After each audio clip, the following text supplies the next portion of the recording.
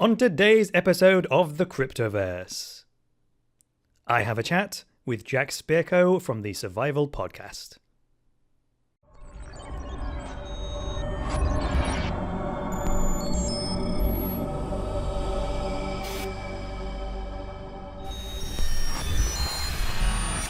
Dash Detailed is a weekly YouTube show about the privacy-focused digital currency known as Dash. It is hosted by the lovely Amanda B. Johnson and keeps you right up to date about all the exciting developments in the Dash ecosystem. Click the link in the video description and subscribe today. Hi there guys, and welcome to the latest episode of the Cryptoverse, your regular dose of news and commentary on Bitcoin, cryptocurrencies and blockchains. I am your host, Chris Coney. Today is Friday the 17th of February 2017. And today I have an interview that I recorded with Jack Spirko from the Survival Podcast, so I hope you enjoy it. There's a best. Let me show you a better way. Hi folks, this is Jack Spirko. And with that wrapped up, let's get our special guest on the line and talk all about cryptocurrencies in the blockchain. I'm kind of jazzed about it. Again, he is the founder of Cryptoversity. He's also known as the marketing monk, better known as Chris Coney. Hey, Chris, man, welcome to the Survival Podcast. I am absolutely delighted to be here, Jack. Thank you for inviting me. Well, thanks for joining us all the way from the UK, man. You've not been on the show before. I kind of gave the audience a little bit of your bio in the intro segment, but can you tell us who the heck is Chris, man? Let's take it back to like you're in I don't know what to call it. Imagine high school, like last year of traditional school. You're trying to figure out what to do with your life. How do you end up founding a thing like Cryptoversity from that point? What led you into this world? It's a good question. I think we call it secondary school. You have high school, you have it for a year longer than we do. Okay. That's by the by. And we have college and university are two different things. So the secondary school thing, which was I would be, 16, 17. Sure. You leave school at 16, right? I hadn't figured it out by then, to be perfectly honest with you. Where I was at in my mind at that time was I narrowed it down to I thought I was going to go into business management of some kind. I don't know how I came to that conclusion, to be honest, given that I was a bit of a loner at school. I quite preferred to observe the world, try to figure it out, so I didn't have a big social circle. I was literally like very aloof, if that's the right word. And I would much prefer to try and figure out what's going on here, right? Just studying people's behavior and the infrastructure, the organization I was part of, the school system, how does that work? Why are we here? All that sort of stuff was always running through my mind. And as a child, of course, I didn't even have the worldly knowledge to even process those kinds of questions. So it was a very confusing time for me back in school. But we do have this thing, you have a career counselor, I think they call it in England, where you sit down with some government employee and they basically limit your future to a set of options, right? Which is horrific to me now, having got older and much more worldly wise. I think this is absolutely horrific that you say, so what do you want to go with your career? And the first assumption, which of course kids have no wisdom to see beyond this, but they are squarely driving you into the employment machine, right? A job, a 9 to 5, and we're programmed with that's just what you do, right? That's if you're not taught an alternative, that becomes the only way to make a living. And to me, that's one of the most horrific things about that experience was you just go, I'll just accept that. And okay, I mean, you have to give them an answer because otherwise you get judged and ridiculed for not knowing what the hell you want to do. which at 16, to me, it's ridiculous anyway. It's absolutely ridiculous, right? I was actually just looking on your site at a previous episode. You can follow your passion, you have to find it. I believe that's what the school system should be helping people to do. Figure out their own strengths, weaknesses, gifts, talents, and abilities. And then once you've got that bit, then maybe you can build a career on top, right? Absolutely. But, you know what I'm saying? Yeah. So I didn't figure out. It was a constant process. And I did a computer science degree. That was obviously after I left school and so on. I did a computer science degree just purely because that's what I was into. I was always into building computers and And I think I'm built with kind of a logical mind. So I kind of like the idea that computers are quite precise, programming is quite precise. I like that kind of stuff, that if you do this, it will always produce the same result type of thing. I guess that was something I struggled with as a kid, was certainty, or I struggled with uncertainty, which is probably what drew me to computers, is because they're very, very precise, predictable, and all the rest of it. So I did a computer science degree purely because that's what I was into, and I figured, well, rather than try and figure out a career, in a short space of time, let me do a degree that I'm interested in, make sure I actually get a good grade, versus trying to second guess my career and do something I might end up liking and, flopping it or whatever. So coming out of university, no one would actually employ me. I spent about 6 months driving all over the country, going into interviews and to this job, that job, graduate opportunity, this, that, and the other. No one would give me a job. Nobody. They all turned me down, didn't call me back, etc. I started to panic about this a little bit because the more time went by after I left university and graduated, the more I was thinking, oh my God, I'm going to become a statistic. So only a certain portion of graduates are still unemployed after a certain amount of time. I think I must have read that somewhere, only 20% of graduates are still unemployed after 3 months or something. Now, bear in mind, that sounds ridiculous by today's standards, but this was back in 2003, 2004. So it was quite normal for a graduate to get a job very, very quickly afterwards. It's not like the struggle that the kids have today. But anyway, it was still a concern. I didn't want to be a statistic. I didn't want to be a loser, I guess, was what I was telling myself. So ultimately I thought, my dad's always been self-employed. I always figured one day I would set up my own business. So it's going to have to be that way then. I may as well do it now because no one else is going to give me a job, and I'm not spending another 6 months on the road and having doors slammed in my face. So that was that. I set up a web design agency to begin with. I actually bought into a franchise, which was horrifically expensive. I actually, 22 years old, I went to the bank, and when was this, 2005, when they were lending money to anybody and everybody. So I just went to the bank and said, hey, my dad banks with you guys. Can you lend me £35,000, please? Which is what, $50,000 or $60,000, right? Sure, yeah. 22 years old, never had a job, no life experience, no business experience, 2-page business plan. They said, sure. There you go, right? I was going to buy this. Off you go. Say again, mate. Off you go, right? Off you go. Yeah, exactly. I was like, well, I'm going to buy this franchise. That's probably, they weren't that stupid. They at least knew I was going to invest in a franchise which had a greater chance of success than me just starting from nothing. Anyway, I've learned a lot about franchises, mainly that they're not particularly interested in your success. They're far more interested in the $50,000 to $60,000 franchise fee that you pay them on day one. So that hurt. That was kind of a baptism of fire, apprenticeship type of thing. Sink or swim, so I had to learn about business ASAP, otherwise I was going to be in the hole, right? So that taught me a lot. And I actually learned a lot more about computers and web design on the go, on top of my computer science degree. Didn't really enjoy that stuff, to be honest, just because it was so hard. And I didn't know what I was doing. And I hated uncertainty, so all of that in a big soup was pretty excruciating for me. I ended up starting 2 other agencies after that based on my experience and what I learned.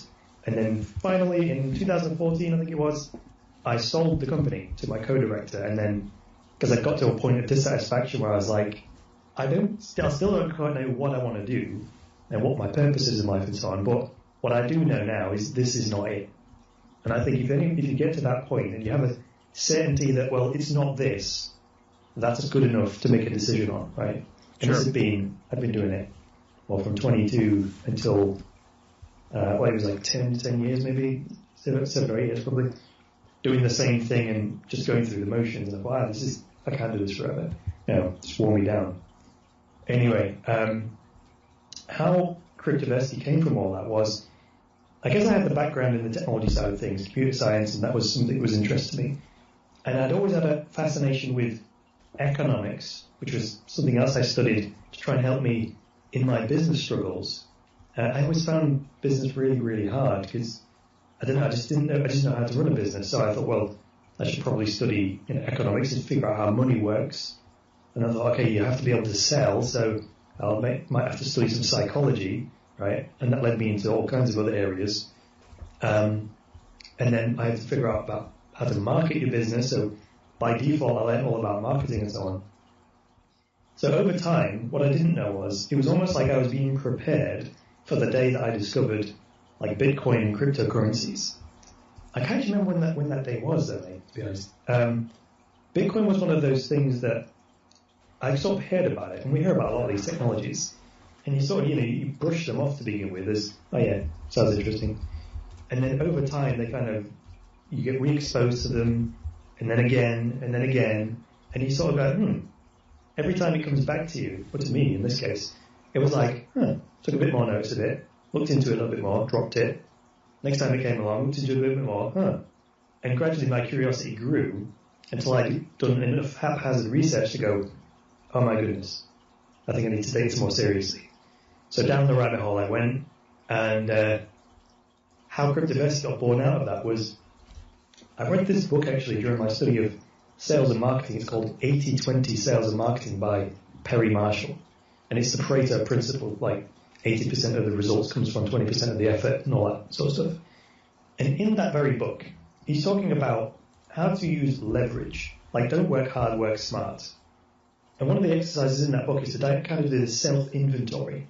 He basically said email like 5 or 6 people that you know very well and trust and ask them these questions. Like, what am I good at? What stands out? What am I bad at? All this sort of stuff. So I did it. I sent the email out and I categorically got back the same thing, the same answers. And then based on the exercise in the book, I formed what Perry Marshall calls like your competency zone or something it's called. And what I discovered from that through people reflecting it back to me was that my unique gifts, talents and abilities were the ability to communicate like knowledge and information in such a way that makes people feel like respected rather than patronized, which is often why people don't like school or learning stuff. It's because teachers tend to be intellectually arrogant and the student feels bad for not knowing. And the feedback I got was that I somehow have this gift to impart knowledge and teach people without making them feel stupid, right? And that was an eye-opener to me because I was obviously doing that anyway because these people noticed it about me. I thought, okay, if that really is my skill zone, cool. So this was right alongside me discovering Bitcoin and researching it. And I thought, well, light bulb moment one day. I thought, do you know what's really missing in this industry? There's all people on forums and Reddit and this and that, lots of new people wanting to get into this Bitcoin and cryptocurrency stuff, but there's so many questions and there seems to be almost little to no material on like training materials, courses. No one's doing this. So that was the light bulb moment. Okay, I've just discovered what my kind of core gift is, and I've just absorbed all this knowledge about Bitcoin and figured out how it works. Well, why don't I give the service to the community and put those two things together and establish some kind of, educational institution that teaches people from the ground up and how to apply this stuff. And Cryptoversity was actually just a bolt from the blue idea. It was like Cryptocurrency University. And I thought Cryptoversity was kind of a cute name, so I just ran with it. I didn't really overthink it. I just thought, right, I'm going to start doing it. Registered the domain name, threw up a little website, and just made it up as I went along. And that's been going like 2 years now. Awesome. And I mean, there's a lot of great businesses that start that way. I'm big on when I teach people about business, like saying, like, once you know what you're doing, you got to come up with a plan, a revenue model, all that stuff. But when you're not sure what you want to do, just kind of flying by the seat of your pants, sometimes you fall in. And it's funny the way you describe that is, like, everything I was doing without my knowledge was leading me up to the point where I would do this. Mm-hmm. That's kind of exactly how I feel about what I do here with this podcast. The background, all of the stuff that, including a lot of stuff I really didn't want to do, has now been beneficial, right? So that's cool, man. Since we're here to talk about cryptocurrencies and the blockchain and all that stuff, let's start out with Bitcoin specifically. What's all the hype about? What's the big deal? Does Bitcoin deserve as much hype as it gets? Does it deserve the hype? To that I would say, if you look at Bitcoin and its future over a long enough time horizon, I don't think you could overstate it or overhype it, right? It's that big. Given a long enough time horizon. I do think, though, that the mistake even I made when I first came across it was, like, how quickly that transformation is going to happen. right? As soon as we see the vision of what the world could be like, the mind can go into the future very, very quickly. Like in an instant, you can rewind your memory, fast forward it, come back to the present. But physical reality doesn't move as fast as that, and that's what kind of sometimes stresses us out when we find something as groundbreaking as the internet or as Bitcoin. We kind of want to just fast forward the movie to the good bit, right? Which, you know what I'm saying? So it's gonna take a lot longer than we would probably like, but eventually we don't even know it's like the unknown unknowns. It's going to change things we don't even conceive of yet. Even I can't conceive it. I don't think anyone can fully comprehend the impact. It's kind of like when the internet was first invented, and we would never, ever, ever have imagined what we have today, right? It just wasn't even a blink in our eye. Yeah, I mean, I've kind of put it like this, like kind of in the vein of what you're saying. Online video was inevitable, but YouTube was not inevitable. Right. The form in which it would take and be its most popular or most successful was wide open. And like even now, YouTube, if you said, what's the number one video site online, you'd say YouTube. Does that mean that YouTube absolutely will be the number one online video site 10 years from now? No. Right. No, it might be, but that doesn't mean it's going to be. And I think that's a lot of like stuff with Bitcoin is we don't even really know yet. Right. And even more than that, Jack, right? The way the internet was built, it's really not built to handle streaming video like we do today. It's really not built for that. No. So some really smart people had to figure out like additional layers on top of the internet protocols, and because to do what YouTube did, that's a hard problem to solve. It's a miracle, mate, what they did in terms of the technology to make that possible. And now you just pick up your phone, you load up the YouTube app, and you get 4K streaming video straight to your little 4-inch screen like it's nothing, right? And you got people like me running around with an iPhone, shooting, hot HD video, and uploading it from that phone and having it visible to people 3 minutes after I upload. It's insane.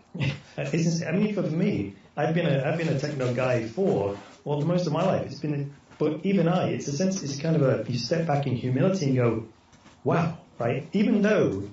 Like even the most technically knowledgeable people, I think, could benefit from that. Just stepping back, and even though we understand how this stuff works, you have to appreciate the spectacle. Like, wow. Yeah. And you think about this too, like one of the reasons Google bought YouTube way, way back in the day when they did, they had so much flipping cash on hand, they were afraid they were going to be forced to basically be turned into a mutual fund, because instead of a company, they had too much capital in pure cash. And like, so when they bought YouTube, people are like, boy, I don't know. And today, that's like one of the smartest purchases made, in the last 20 years. Absolutely. And it looked like so yeah, that was what was insane. People saw that deal, and it looked insane because YouTube was not profitable. It was losing tons of money, right? Back then, the bandwidth costs, server costs, storage costs, it was a dog, right? But Google was probably one of the few companies that had the deep pockets to stand that kind of a loss. But this is what true vision is. They knew the trend of technology getting cheaper, like bandwidth getting cheaper, hard drives getting cheaper, and so on. They also knew as that curve went down, the cost of delivering the service went down.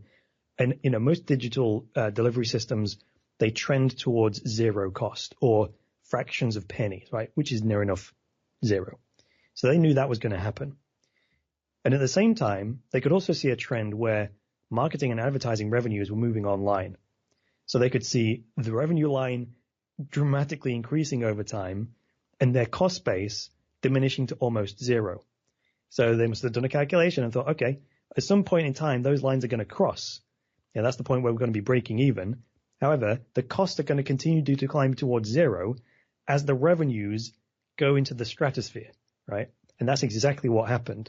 Now, the comparison between how much YouTube can charge for their advertising versus the cost of delivering the videos is so wide, it's like a hugely, hugely profitable business.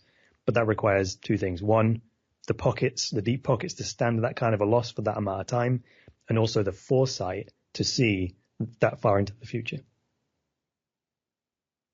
Yeah, man, absolutely. So when we look at Bitcoin, kind of thinking about so YouTube is this underlying infrastructure of the video, right? The video is just a piece. When we look at Bitcoin, kind of the blockchain technology is that underlying delivery platform. So some people think that the blockchain itself is a bigger deal than Bitcoin and cryptocurrencies. Do you think that's true, and if so, why? Okay. Well, I hear a lot these days about there being a risk of us moving into, what do they call it, a society of post-truth, right? And I see a portion of society thinking that like everything's relative, they say. There's no such thing as right or wrong, and there's no good or bad. It's all a matter of, subjective perception and stuff like this. Well, blockchain technology, at its very core, it provides an objective record of the truth, right? That cannot be denied because it's recorded in a blockchain, which is essentially a database that's distributed all across the internet that cannot be changed on a whim. So it is literally a record of the truth that everybody agrees on. So as random and as chaotic as our universe may seem at first glance, it's still based on certain constants, like mathematical constants, gravity, the speed of light, pi, and so on. And there has to be a foundation that never changes in order for anything to be built on top of it. So the universe is built on those kind of mathematical constants. And you take any process in the world that requires this unchangeable record of the truth, and they can use that as the base and build a blockchain on it and apply it to that industry. So, most industries could benefit from agreeing on what the truth is and what happened in history. So in that regard, blockchain technology is, it's a truth technology. So however valuable it is to know what's true and what's false, that's how valuable blockchain technology is. It might be a reason, as much as it seems like government and the state doesn't like Bitcoin, that they probably like this constant record of the undeniable truth even less. Yes, yes, indeed. What we get taught in school about history, for example, we assume that's all been fact-checked and it doesn't have any bias or hidden agenda behind it. Again, when we're children, how do we know any different? We are at the complete mercy of our parents, our teachers, and our educators. Well, you believe what your parents tell you, right? Now, right. Add to that they believe what they're telling you. Mm-hmm. And the level of propaganda success is extremely high. Right. I agree. The way I say that is that it's kind of, this is a funny dichotomy. It's the fault of our parents, but it's not their responsibility. Right? And the way I reconcile that is that the fact of the matter is that parents don't know everything there is to know about living. They can't, right? Until we reach an enlightened society where we're raising children with enlightened parents that don't ever make a mistake or have no mental delusions whatsoever, that's going to happen. We're all going to get conditioned with some kind of limitations, right? But that's fine, because otherwise we'd have nothing to do in life, right? We'd have no personal growth to do.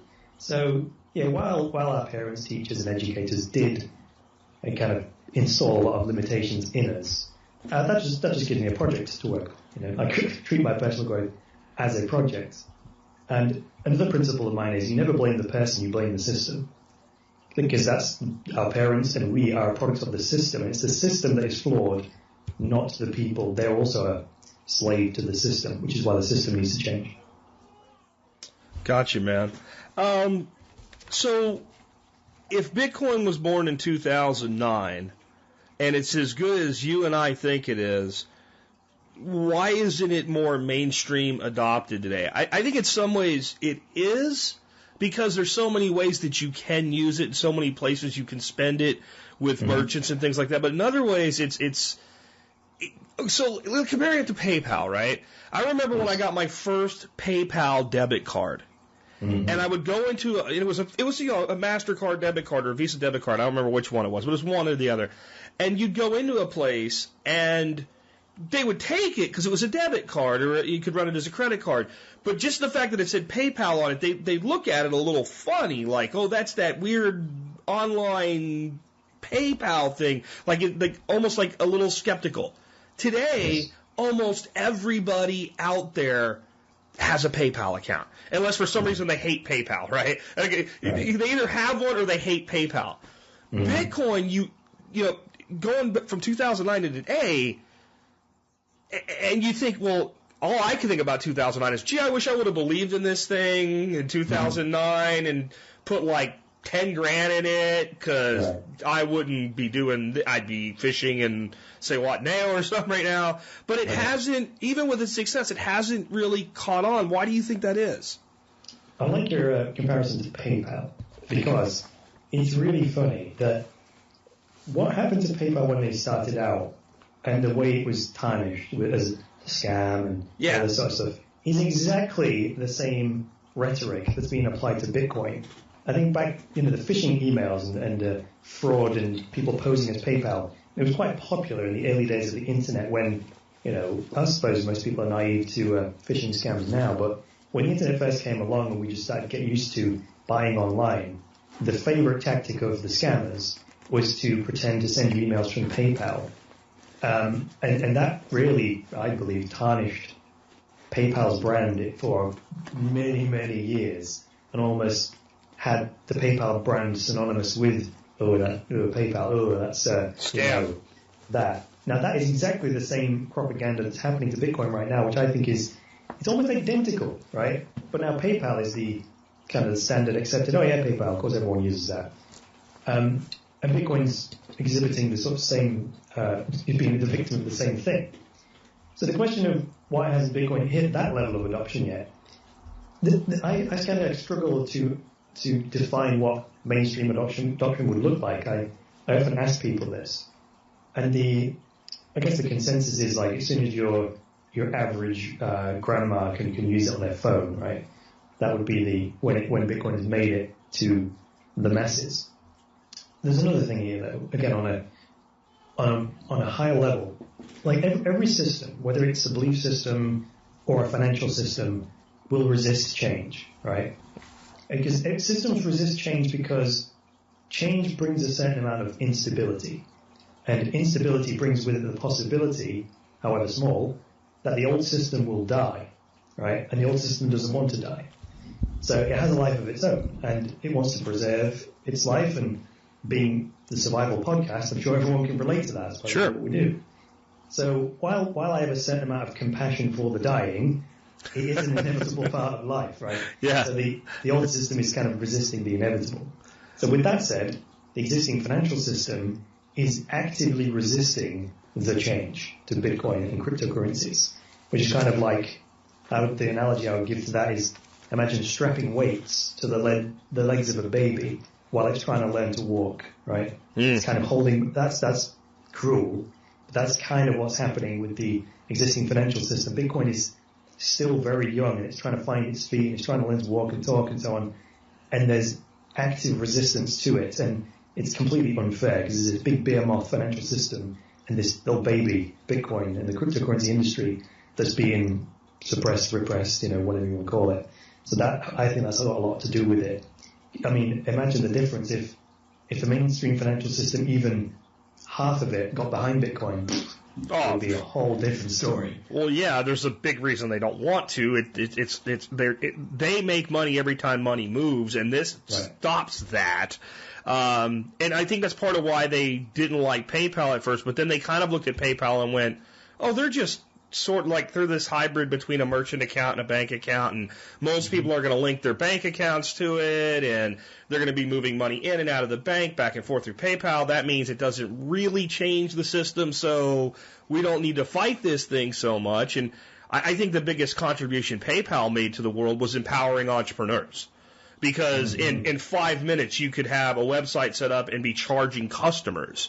And whether they had a PayPal account or not didn't matter. They could use their credit card and pay you through PayPal, and that also made the banks happy.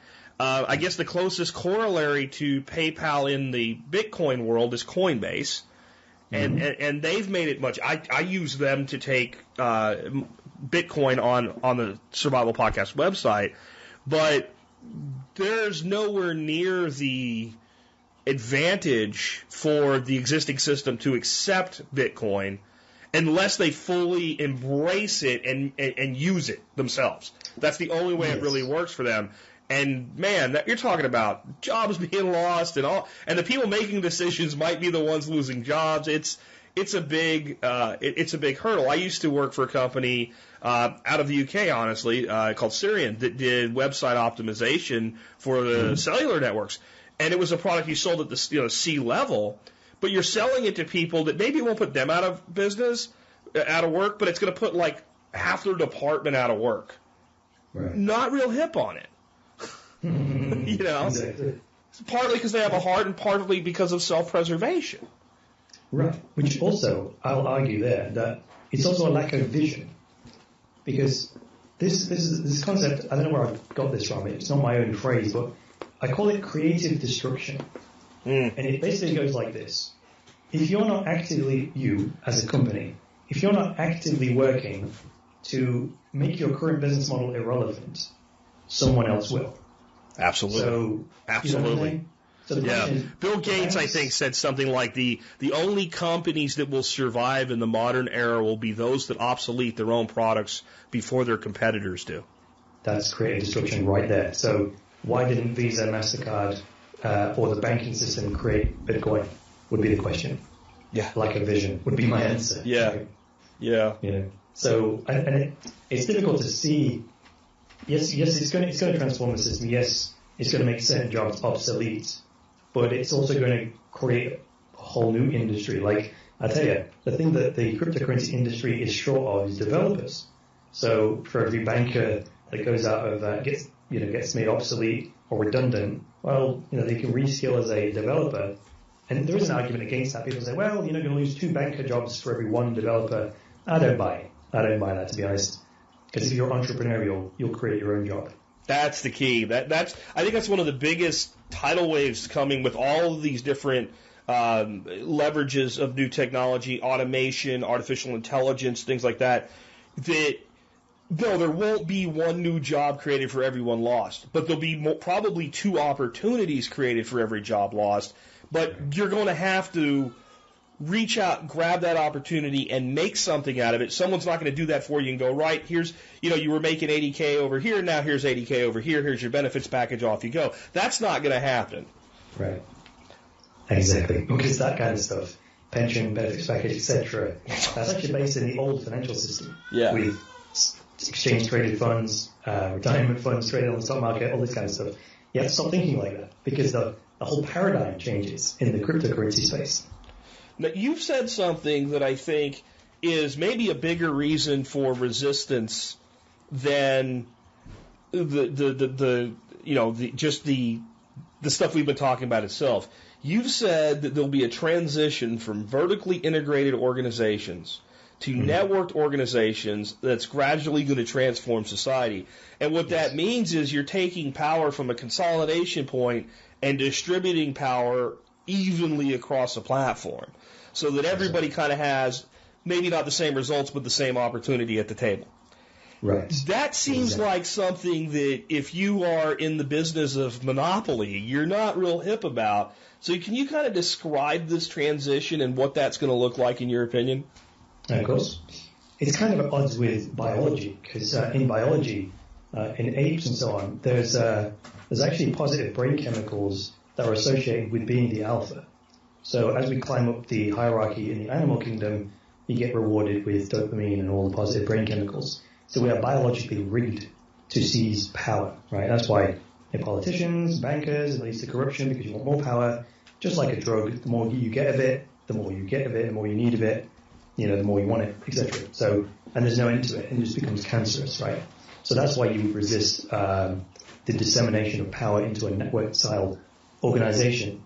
However, I believe this is a natural part of the evolution of our society that cannot be stopped because it's just going to happen. It's just that it's our time. If you look through civilization and just the different parts of history and how societies transform over time, this is just the next thing, right? I don't think it's ever been done before because we haven't been this evolved before.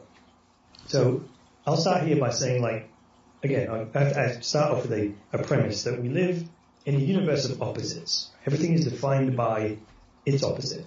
So the pair of opposites that applies in this particular topic is like the subjective and the objective. So objective meaning something that is always the case in every case. So you drop the same hammer from 1 meter off the ground in Los Angeles, in Fiji, and it will hit the ground in exactly the same amount of time every time, right? Doesn't matter if you're black, white, whatever, it doesn't matter. It's objective.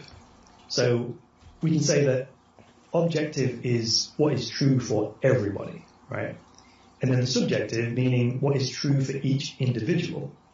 And this would be, say, my personal opinions, my preferences, my point of view, how I see the world, right? That's almost the complete opposite in the sense that it differs from one person to the next. Now, for centuries, I'd say since the invention of the scientific method, we've been running on the assumption that everything can be discovered and known by devising and running some kind of scientific experiment and studying the world out there, right? And that would be the 100% objective view of the world, right? We figure out how the world works and then we adjust our actions accordingly. So from that point of view, what you would end up with is these vertically integrated organizations, hierarchies of power where the guy at the top knows the truth, right? And makes the decisions for everyone else. And then just everyone just gets on with it. No matter whether they can see something else that might be valuable, right? Person on the shop floor facing the customer day to day might notice that people are tending to not be able to reach a particular product on the top shelf. I might think, well, why don't you put it on the next shelf down, right? The boss isn't going to listen to that, right? You're just a subordinate on the shop floor, right? Because they know, right? They know, even though they don't know. This actually even leads to, that thinking even leads to companies operating out of these high-rise buildings. That actually mirrors the very worldview of organization charts. You know, the guy in the penthouse, the top floor, he's the most important with the most power. And you start in the mailroom, which is like the ground floor. It's literally... Or in the basement, right? You know what I'm saying? At the basement, even worse, like in the server room or something. Yeah. It's literally the physical manifestation of the way we think about it, right? So, I mean, that's a very literal, nothing metaphysical about that. The mental models, the thoughts we use about the world end up becoming the world in that sense. If you think in hierarchies, you build in hierarchies. Pretty straightforward, right? Now, more recently, though, we've seen that this purely objective approach has some limitations because there are certain aspects to our experience that are very individual, right, and not easily explainable by any kind of repeatable experiment. And that's the individual point of view that we have on the world, right? So it means that the way we see the world affects how we interact with it. But then our actions, in turn, have an impact on the world and changes the world. So there's this kind of two-way relationship. There's a give and take. There's like a two-way flow of information between the world out there that we go out and experience, but then we go, we respond to it and we act on the world, start a business, insult somebody, whatever. That actually changes the world out there. So we give information back, that changes the world, we then look at the world again, and there's this give and take, right? This to and fro. So, in order to align with that way of seeing the world, where there's this balance between the subjective and the objective, the very structure of organizations needs to change to a much more dynamic approach to allow this give and take between, the objective out there and the subjective in here, which I'm pointing to my chest right now. So that's what a networked organization would do. It would flatten everything down. Everyone still has a different role, but the idea that one individual or even a board of directors making decisions for the whole organization isn't very wise, since that CEO only has one point of view, one set of eyes, one set of ears, and so on, or even the board of directors only has a very limited perspective on the world, versus, let's use Walmart, millions of employees, millions of eyeballs, millions of ears, all over the country, right? All that data coming through human beings that can't easily be put in a graph or a spreadsheet, and you can't really act on that information in the same way that an individual could. Seeing someone in the shop, can't reach the product, and literally the next time they're stacking the shelves, they put the toilet roll on the next shelf down, right? Boom. Instant solution to the problem based on real-world problem they saw in the store. You're making me laugh. So I was just telling my wife yesterday, I don't know what brought it up, but I said, we used to have kind of these satirical sayings back when I was in corporate America in the grind. And one of them was, simple solutions to complex problems will not be tolerated in this organization. Right? We just can't have that. But that's kind of what we're talking about, but having accuracy, because as you said, blockchain technology is a truth teller. Like, if something's really occurring over and over again, well, then we can audit it and we can look at it. And if we make the claim that it's occurring and it's not, as long as we develop some mechanism to gather that data, then we can say, well, this is a perception, not a reality. And that really does kind of lessen the value of the CEO, because now it's much less a judgment and far more a decision based on fact that any reasonably educated human being might be able to make. They can't reach it. That's why they're not buying it. So move it down there. And that's just one example. Can you talk more about how, like, this concept would specifically impact and improve the well-being of an individual on a day-to-day basis? Why should anybody care? It's a good question. So I'd say from an individual on a day-to-day basis, say let's use work as the example, it would lead to a way of working where we as individuals would have a lot more autonomy, a lot more creative freedom to use like our individual gifts, talents, and abilities. That's that subjective thing. I honestly believe that every individual has a unique recipe of gifts, talents, and abilities and strengths that nobody else has in the same combination.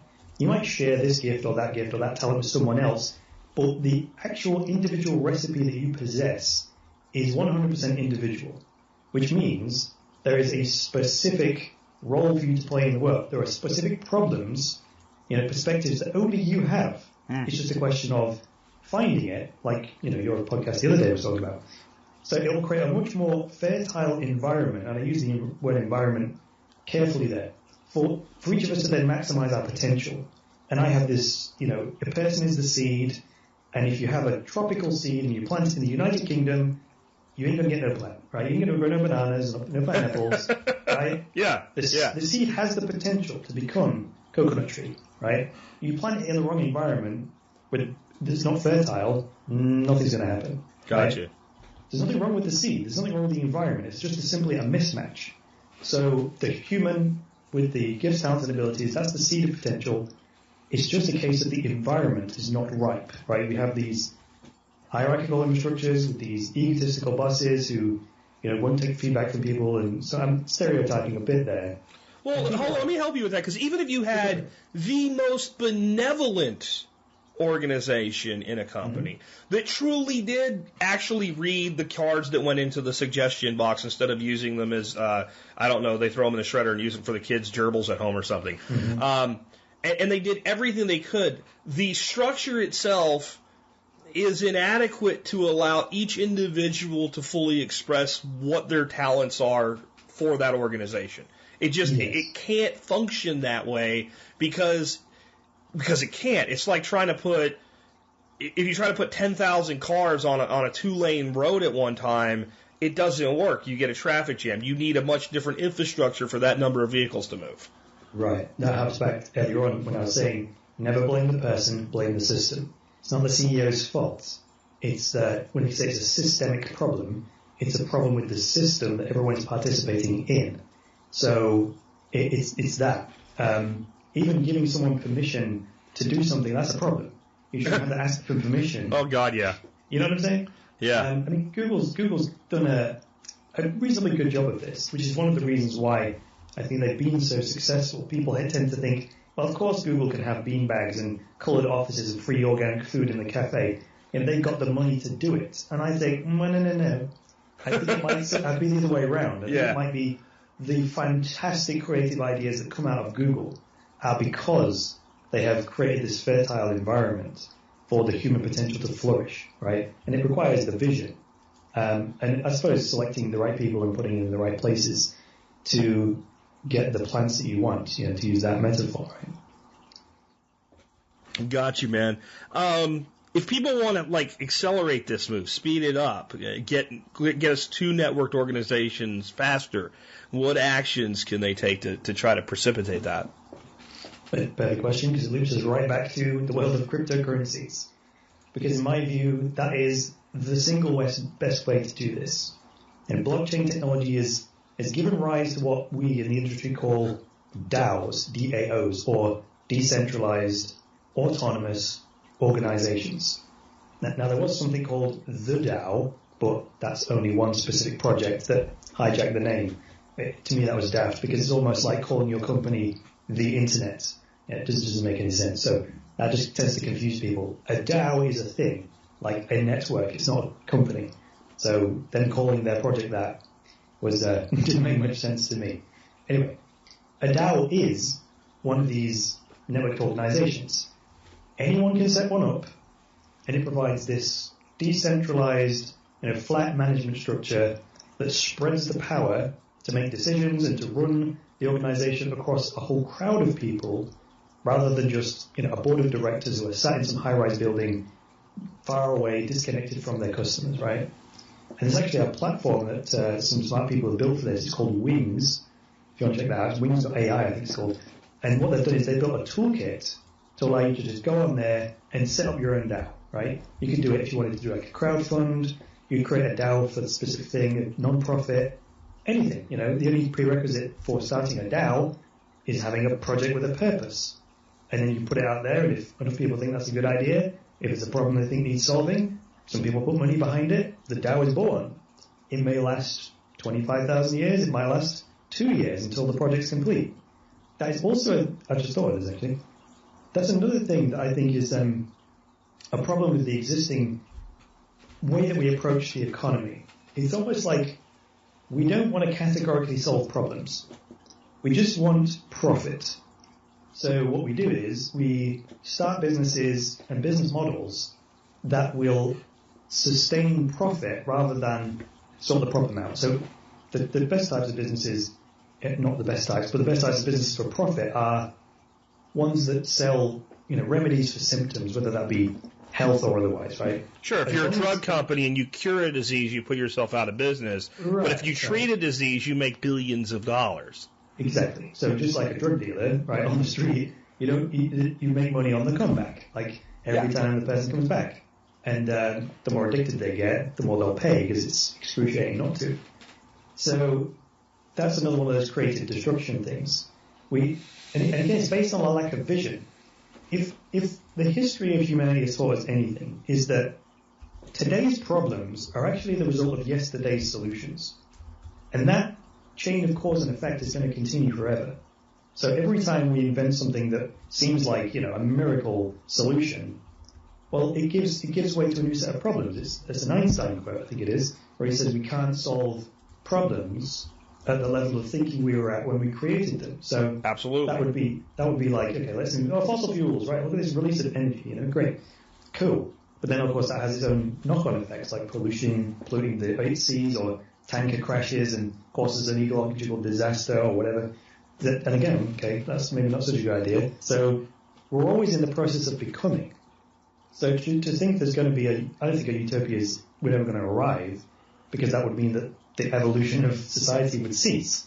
We're always going to, even cryptocurrencies, they seem like the greatest thing since sliced bread right now, but they're going to give birth to a whole other set of problems, right? Yeah. So there'll always be something for us to do as humans. There'll always be more problems to solve, more creativity to be exhibited, more gifts, talents, and abilities to be applied, and that's my attitude. It makes me an optimist, because I'm like, hey, I'm never going to retire. I'm never going to retire. Not for meaningful projects anyway. I'm always going to be working on the next thing.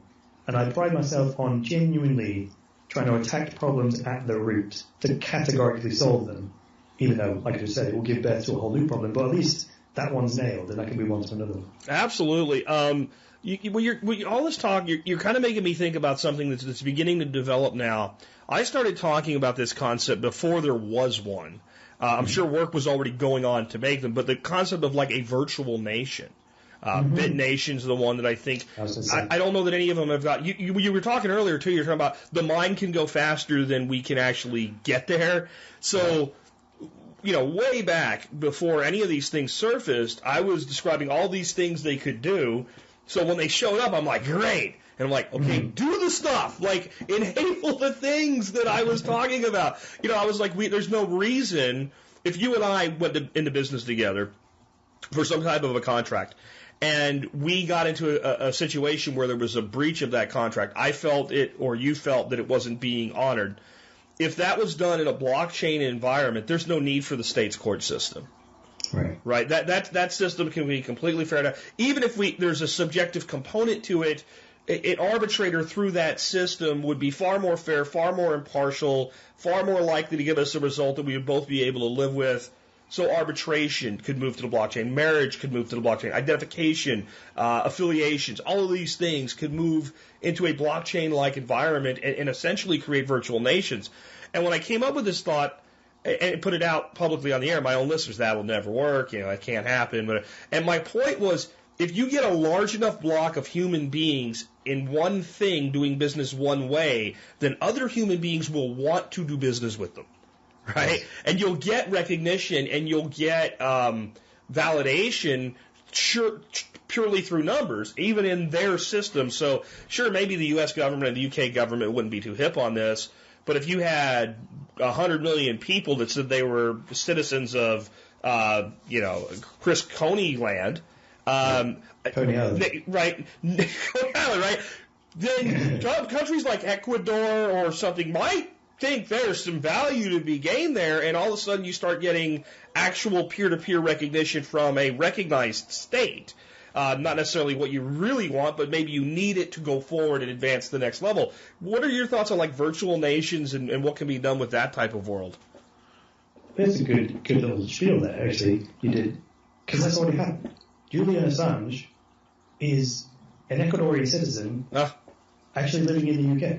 Yeah. In the embassy. So he's physically on the land mass that we call the United Kingdom, England, London, but he's actually an Ecuadorian citizen. What the hell's going on there, right? Yeah. So it's all virtual as it is.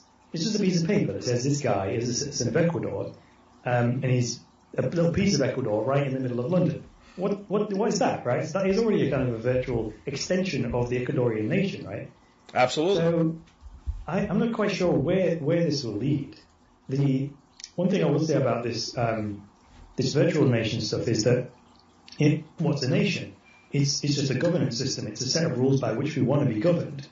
And I guess traditionally a nation is a landmass, like Germany or England or Ireland or whatever. And when you're in that geographic boundary, you are bound by these rules.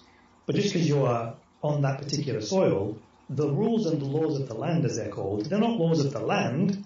The laws aren't in the soil. It's not in the land itself, right? It's just that that's what the consensus is, or the governing body has decided that is the rule of law. But what's to say that you couldn't voluntarily opt into a different set of standards? And what's that got to do with the piece of the earth that I'm stood on?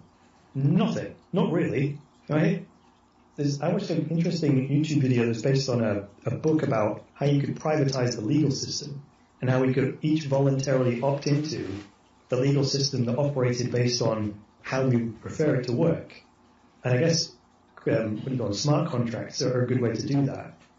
And like you were saying with these third-party arbitrators, like if you and I fell out and we had a contract that was in a smart contract, and even if there was a bit of ambiguity there, you would have this anonymous third-party arbitrator that would judge on it, right? A randomly selected person who would get paid for it because there'd be a bit of a piece in the transaction for them, and they would just look at the facts and decide. And then we would accept the results and get on with our lives, right? And we would probably both then, within the blockchain itself, rate that as were we treated fairly. Because obviously if I lose, I'm not going to like the outcome. But if the arbitrator does a good job, then most of the time I'm going to admit that I was treated fairly.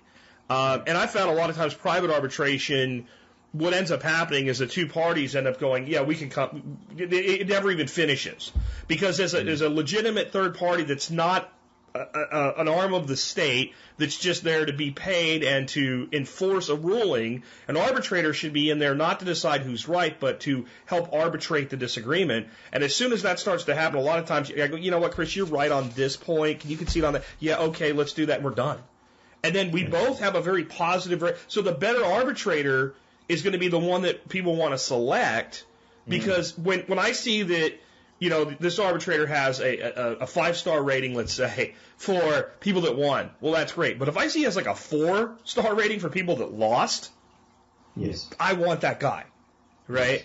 And I think that, then you get into things like, well, what if you and I have chosen different legal systems, but we somehow collide?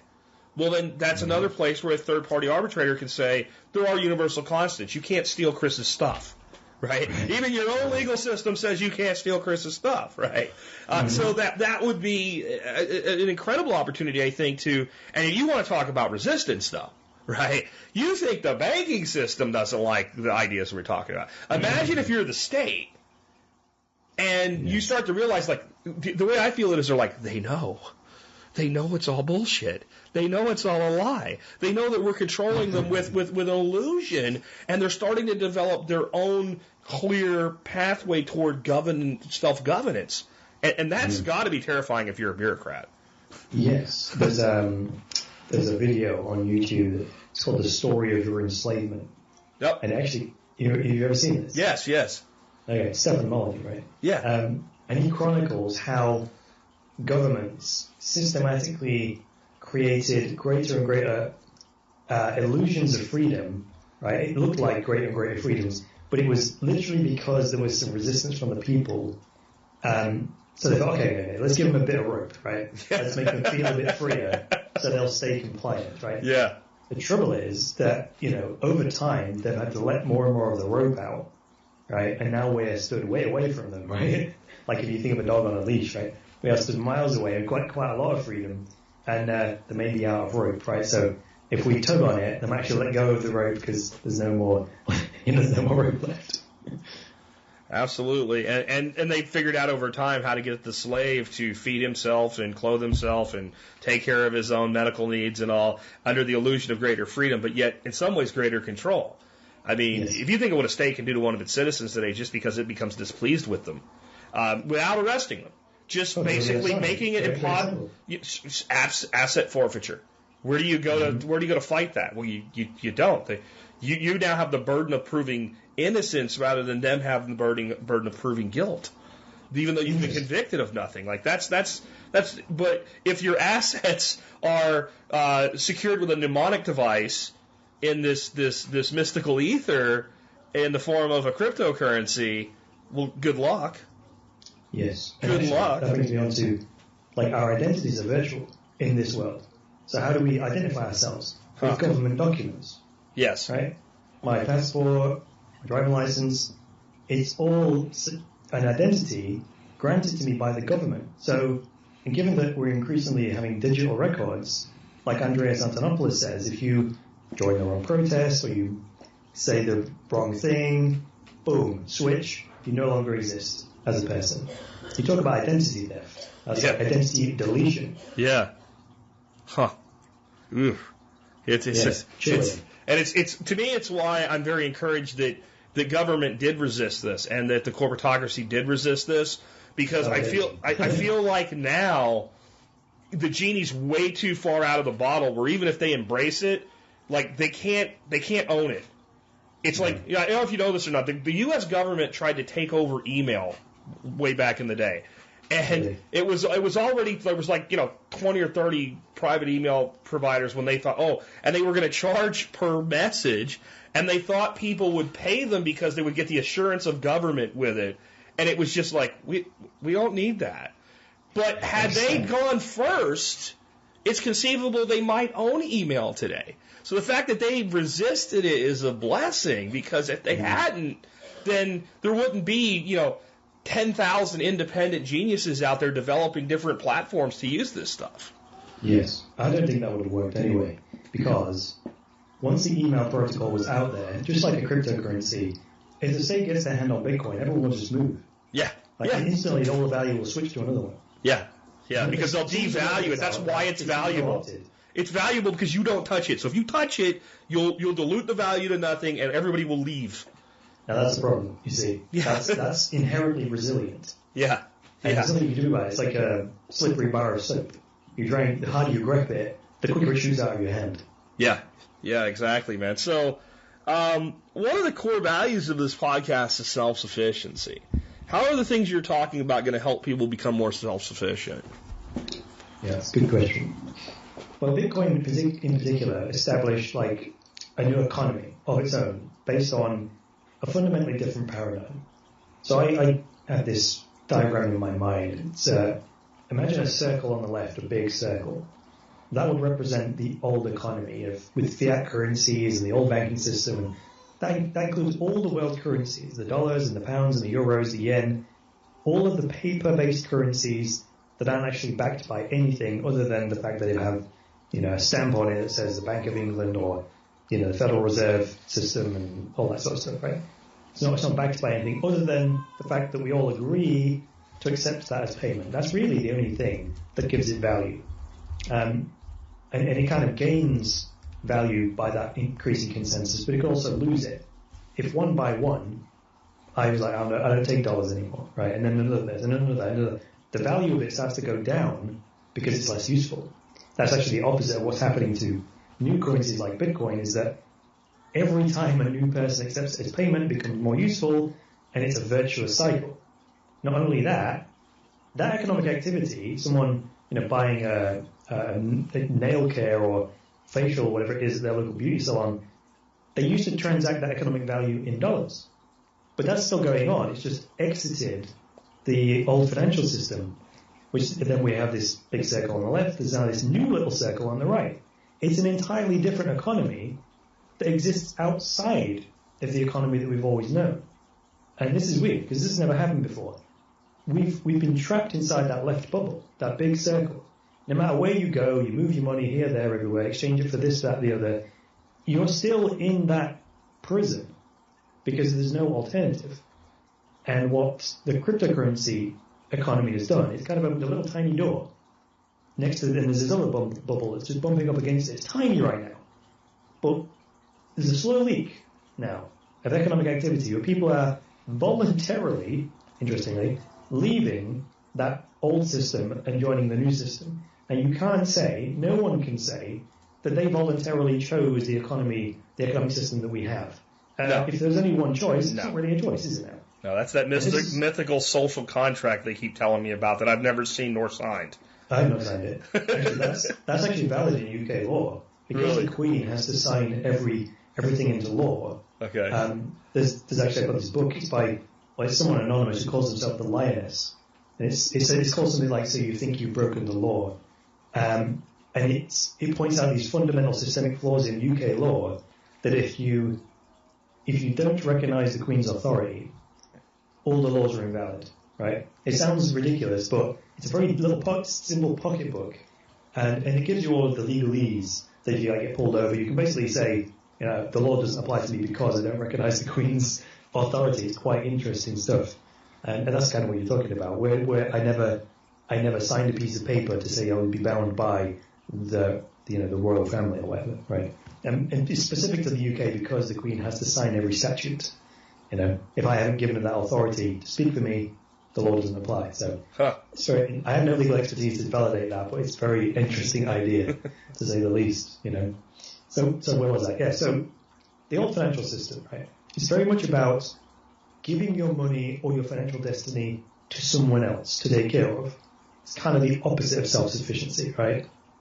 And there's a kind of famous guy in the Bitcoin industry, Andreas Antonopoulos, and he says, if history has proved anything, it's that if you give a company your money and they hold on to it, they'll eventually try and steal it. That's just the way it goes, right?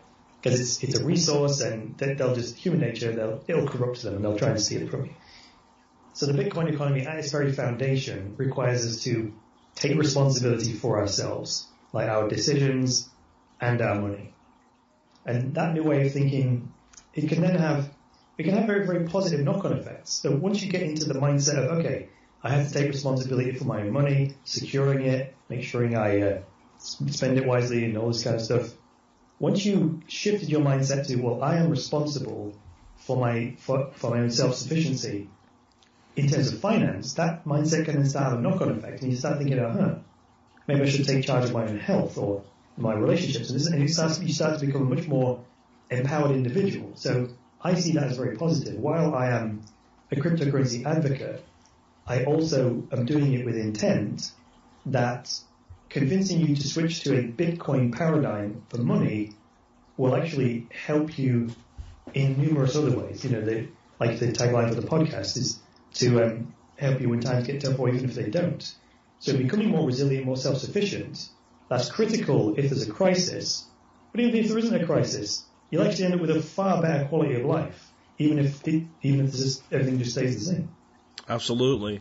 And one of the things I try to drive home about Bitcoin, I don't think people fully understand yet, the rules of production are known.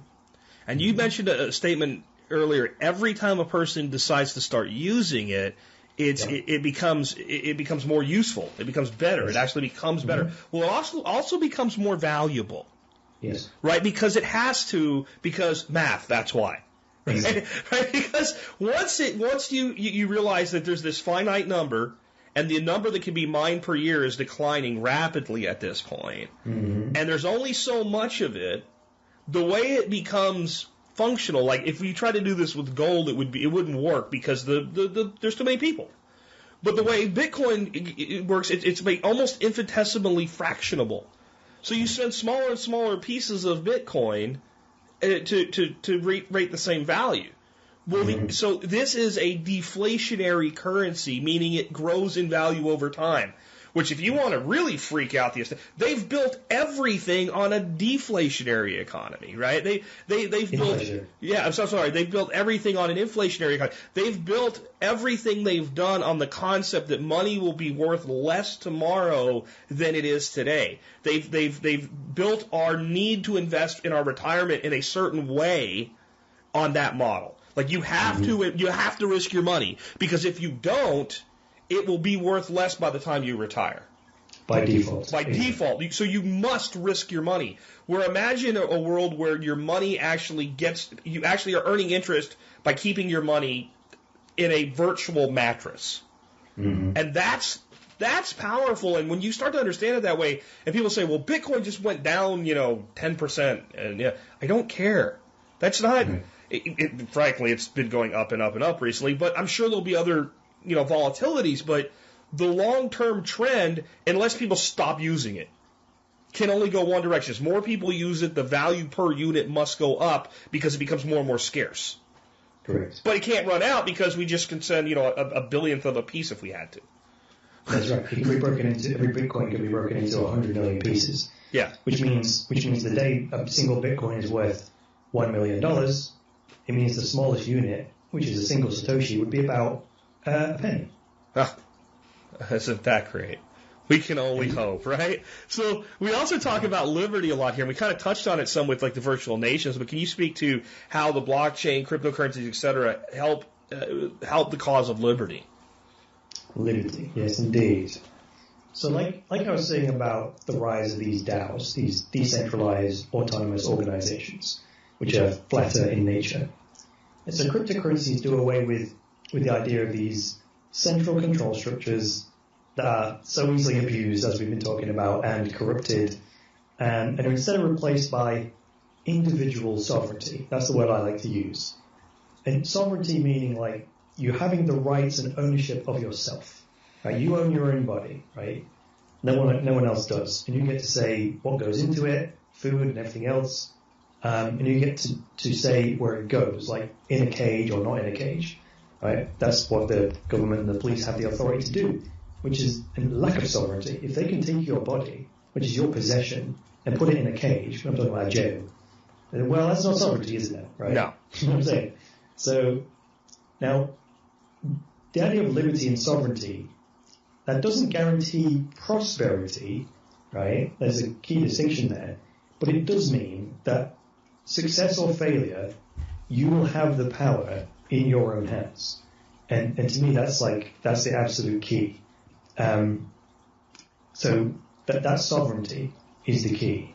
And financial sovereignty, the ownership and the provable ownership of your possessions, whether it's Bitcoin or eventually when we get land and property titles on the blockchain, it's that record of truth. Who owns this house, right? How do we categorically prove it? And how do we put it in a database, a blockchain, which is unchangeable unless the owner, signs that transaction to say, I have sold Jack my house. I hereby transfer ownership to him now, right? And I sign it and it was me, it's cryptographically proven, boom, right? No way to corrupt that. And again, that's now your house. It's publicly available. No one can get in there and change the land title, kick you out of your land, because it's an immutable record of the truth. And you can see who owned that house, ever since it was built, who it was transferred, the ownership, when, and you can guarantee that every previous owner gave permission to transfer the ownership. And your title company is no longer necessary, and that multi-$1,000 component to buying a property is no longer necessary. Right, great point. So the way to think about, like, what's a blockchain? Well, think of any industry where the whole industry is based on being a middleman. That's like anything with agency in the title, right? Record label, what did we just do? Property company, any intermediary, anyone in between the two people doing the actual transaction, that whole industry can be replaced by a blockchain. I mean, that's, Cell 411 is doing that in an app environment, but I think that we can do that so much broader. Because if I want to do business with you and you want to do business with me, what need do we really have of anything other than that? And then if we do that, and what I believe is we're going to go to a trust-based system where Chris has done business with Jack, and Chris says, stand-up guy gave me exactly what I expected. Kind of like Amazon reviews, but a much bigger, not just in that one platform. Like, this is across the board. And if I have 30 or 40 people that I've done business with, and you can look and see not only that they all give me high trust, but they have trust from their interactions with others, all of a sudden, you don't need anybody to tell you, well, Jack's okay to do business with. I don't need a license by the state to say that I'm good to do business with, because all that means is I've ticked some boxes and paid them their money. It doesn't actually mean that I'm good at what I do. But if my customers say that I'm, not only am I good at what I do, but I keep my word, then you can trust me to do business with me. And in essence, all the people that have done business with me and all the people that have done business with the people who've done business with me have now replaced that strict hierarchy you were talking about. Instead of this one almighty person that says, I have stamped his card, and taken a smoke break and waited, an hour before stamping the next card. Instead of that authority, the authority is now spread out. It is. It absolutely is. Yeah. Wow, I was really listening intently to you there. I lost my train of thought. That's okay, man. I want to actually talk a little bit about your website and your educational platform you have, Cryptoversity.com. Can you tell us what that's about and what people will find if they go there? Sure. If you go to Cryptoversity.com, you'll find a range of courses that I've created with my very fair hands. And the little quip about Cryptoversity is that you can get paid to learn. So the latest course I've released, part of the course, you get to the point of learning about the basics of how to receive a Bitcoin transaction.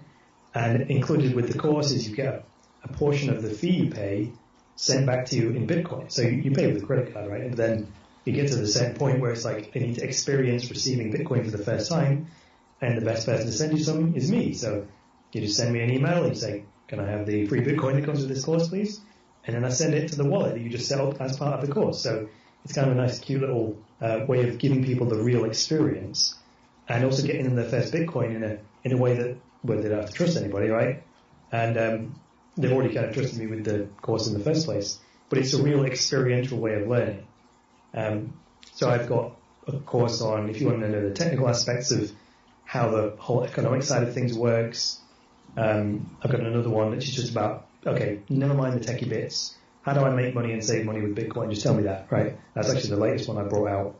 And then there's a few other little quirky courses that you can take. But there's also, I've got my own podcast if you want me to talk about it. Yeah, sure, go ahead. Sure. So if you don't want to spend any money, right, and you want to learn kind of over time, then the Cryptoverse, which is like the universe of crypto, that's a podcast that I do every day of the week. If every episode is about 12 to 15 minutes, and I do a bit of looking at the Bitcoin price, look at how the prices of different cryptocurrencies have changed, and then I do a bit of news and commentary on what's going on in the Bitcoin world. So if you listen to the Cryptoverse long enough, I'll drop enough pearls of wisdom where you'll learn a lot from that without actually having to take a course. Very cool. Very cool. And again, the website is cryptoversity.com. I will have a link in today's show notes for people. So if you come by the site and look at episode 1953, which is our episode today, and trying to get on that site and having any trouble spelling it, you just click the link and get on over there. And dude, I really enjoyed talking to you today. This is a great interview. I'm sure the audience has taken a lot away from it. Final question for you. Favorite wallet? Favorite wallet? Nice and easy question. It's not. It's a complicated question. In that new course that was created, which is literally for people who are starting from scratch, I start people off with the blockchain.info wallet. Okay. Right? It's a web wallet. A lot of more advanced crypto people will kick my ass for that. But because they're like, oh no, it's a web wallet. It's blah, blah. Yeah, fine. It's the simplest one, right? It's the simplest one. It's secure, and ultimately, it's the simplest one to start with. Okay. The actual best wallet to use is a hardware wallet, right? Which is a little thing you put on your key ring, which is something you have to have plugged into your physical computer every time you want to authorize a transaction. So your wallet key is inside a little physical device. It kind of looks like a USB memory stick, but it has the private key inside the hardware device. So that key was never ever touched the internet, and that means it's the safest way to store any kind of cryptocurrency, because unless you've got the physical hardware key, every time you try and send money out of your Bitcoin wallet, you have to have that physical device plugged into the computer, and then you have to enter your PIN number. Is there any way to create redundancy with that? Because it would seem like electronics fail sometimes. Sure. I mean, they're like, technologically they're pretty robust, right? Okay. However, yeah, I see what you mean. When you first initialize a Bitcoin hardware wallet, you write down what's called a recovery seed, right? Which is basically a way of rebuilding your key. If the hardware wallet were ever to die, you can just take that recovery phrase and then rebuild your private key and put it into a brand new wallet if you ever want to do that. And that means, writing it out on a physical piece of paper, putting it in a safe, so that if your hardware wallet did ever die, you can still recover your money. Gotcha. Very cool. Very cool, man. Well, hey, I've appreciated it again. Website is cryptoversity.com. Link in the show notes. And Chris, thanks for being with us today. Thank you for having me, mate. Enjoyed it. So thanks for joining me today, guys. If you liked this episode, hit the like button. If you disliked it, hit the dislike button. Please leave me a comment below with some feedback and get subscribed. And please support the Cryptoverse and boost cryptocurrency adoption by going to cryptoversity.com/podcast and becoming a patron.